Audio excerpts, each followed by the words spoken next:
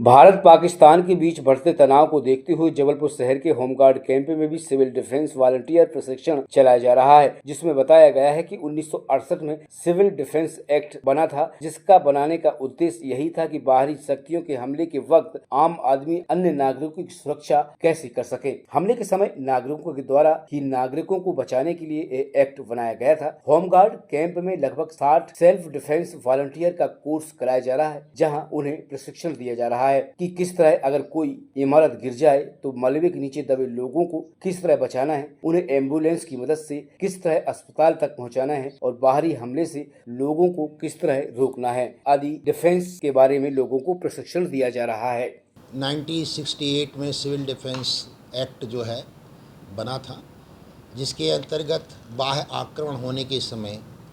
Civil defence volunteers के द्वारा जान माल की और संपत्ति की सुरक्षा में महत्वपूर्ण योगदान देने के लिए जनता के द्वारा कार्य जो है किए जाने के उद्देश्य से जो है सिविल डिफेंस वॉलंटियर्स का एक स्थापना की गई। और इसके अंतर्गत अभी हाल ही में भारत सरकार के द्वारा, मध्य प्रदेश शासन के द्वारा, हमारे विभागाध्यक्ष महोदय होमगार्ड्स के द्वारा और हाल ही में जैसा कि आपको ज्ञात है कि कलेक्टर महोदय जबलपुर द्वारा भी सिविल डिफेंस वॉलंटियर्स का एक सम्मेलन मानस भवन में आयोजित किया गया था। इस सिविल डिफेंस वॉलंटियर्स की महत्वपूर्ण भूमिका का उल्लेख एक्ट में 1968 के एक्ट में किया गया है। सरल भाषा में यदि हम ये कहें कि जब भी दुश्मन का बाह्य आक्रमण होता है तो ऐसे समय में जान माल की बहुत बड़े पैमाने पर हानि होती है और इस जान माल की हानि को हमें बहुत कम से कम करने में सरकार के जो संसाधन हैं और जो क्षमताएं हैं उनका तो पूरा उपयोग किया ही जाता है, लेकिन जिस अनुपात में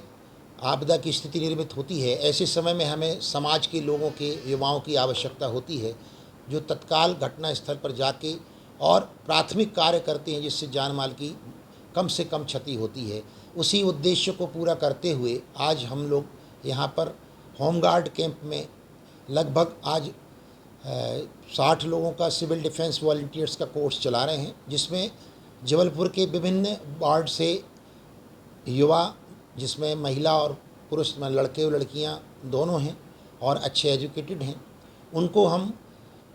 जानकारियाँ दे रहे हैं कि किस तरह से प्राथमिक चेतावनी जब जारी होती है